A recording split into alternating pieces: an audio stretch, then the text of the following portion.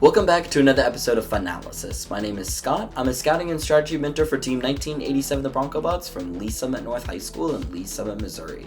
On this episode of FUNalysis, we're going to be taking a look at the evolution of the autonomous routines from this year's 2025 game REEFSCAPE.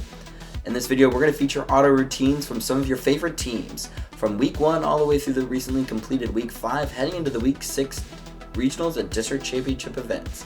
We're going to be looking at not only how many Coral teams are scoring and where those Coral are coming from, but also a bit of a preview about where I think the auto metagame is going for this year's game. Let's take a look. Starting off in Week 1, we're at the Whinemy-Port Regional. We're going to focus on the Red Alliance, where we have Team 4414 High Tide and 3255 the Super Nerds. Both 3255 and 4414 are going to score their pre-loaded Coral, but they're going to choose two different places about where to go to try to get their next game piece. 4414 is going to focus on trying on getting one of those pre-stage Coral game pieces from the ground, while 3255 elects to go for the human player station.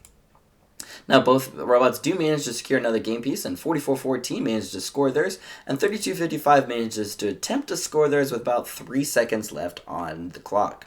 Now, well, it's not necessarily important whether or not they scored or not, but I think the most important thing to look at from this week is how teams are thinking about tackling this year's autonomous challenge by both attacking the pre-stage Coral game pieces and the human player loading station. As we move on, we're going to go to Week 2. We're at the Plano, Texas District event, where on the Red Alliance we have Team 3310 Blackhawk and 148 the Robo Wranglers, up against 5411 the Robo Talons and 9105 the Techno Talons. Now, as we see, the Red Alliance, both 3310 and 148 managed to score their preloaded game piece, but instead of either one of them trying to head to those pre-stage game pieces, both robots are going to head to the human player loading station. Same thing with the Blue Alliance. After both scoring their preloaded game piece, both are also going to go for the human player loading station. Now, as we take a look at this routine, I think one of the important things to note on the clock is when both teams try to score their second game piece, with about 2 seconds left on the clock is when the Red Alliance manages to try and score those second game pieces. So while 2 game pieces is pretty good for the second week of this event, the time in which it takes them to do is going to be important as we look towards the future and some of the auto routines we're going to see coming in later weeks. Notably, the Blue Alliance, while a little slower, did actually manage to score all 4 of their game pieces as opposed to the Red Alliance, who was moving a little faster and only managed to score 3.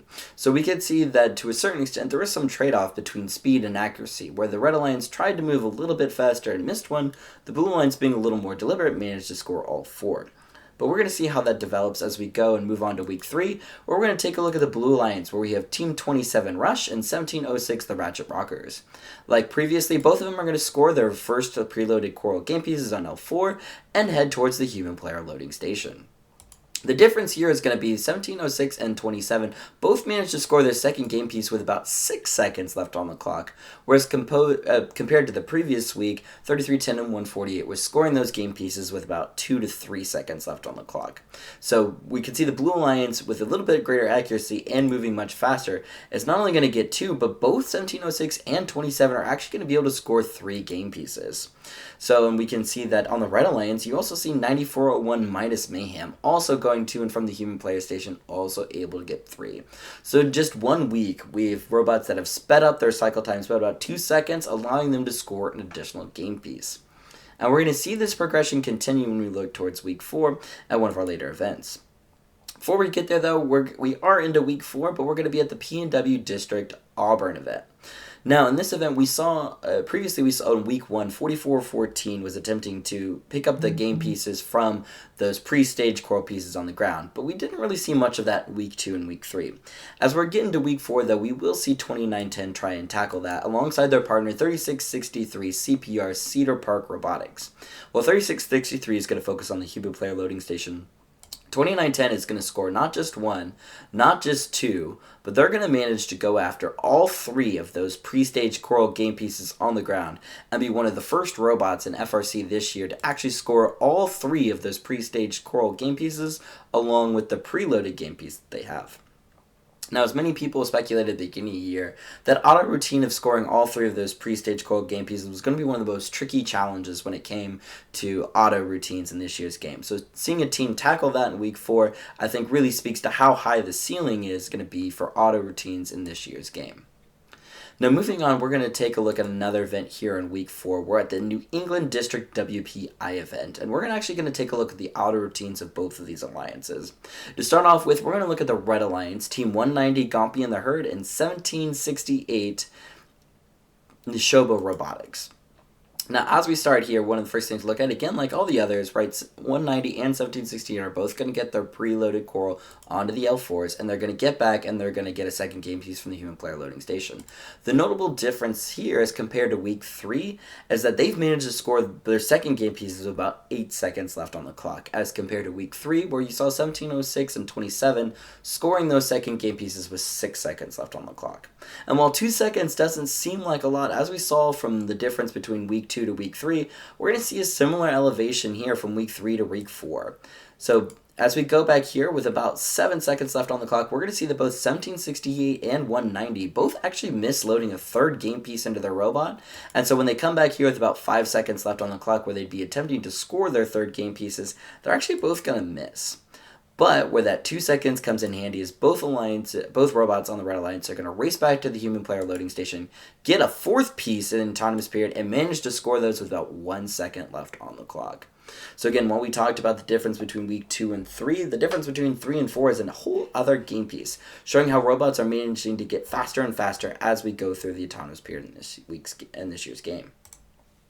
Now going back again, we're going to take a look at that Blue Alliance where we have 125 the Neutrons and 88 TJ squared. So we see both the Neutrons and TJ squared getting their preloaded coral just like all the others.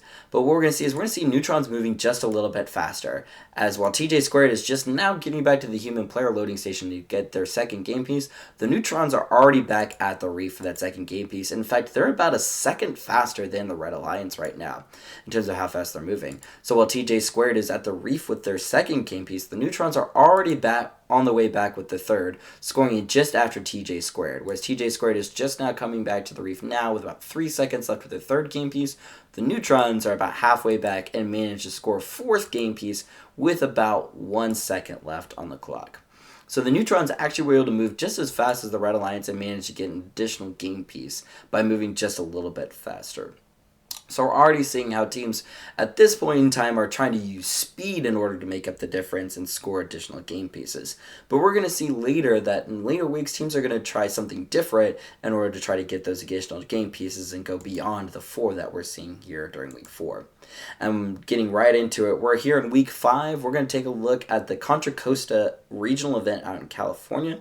And we're going to take a look at the Red Alliance of 1678 Citrus Circuits paired up with 1323 Madtown. Previously, where we had seen both of those alliances going for the human player loading station, both 1323 and 1678 are going to choose to get their coral directly from the ground rather than the human player station. 1678 is going to head towards the human player station but still get that coral from the ground, whereas 1323, like Jack in the Bot, is going to try to tackle those pre-stage coral game pieces on the ground. Now both 1678 and 1323 are going to find their groove and manage to score 4 coral here at Autonomous. But one of the things I want to focus at here in week 5 is sort of where the potential for this year's auto metagame is to potentially develop. And really we can see that by looking at the third alliance partner here in the Red Alliance, Team 649 MSET Fish. Like we said, both 1323 and 1678 are pretty efficient about getting those coral pieces off the ground.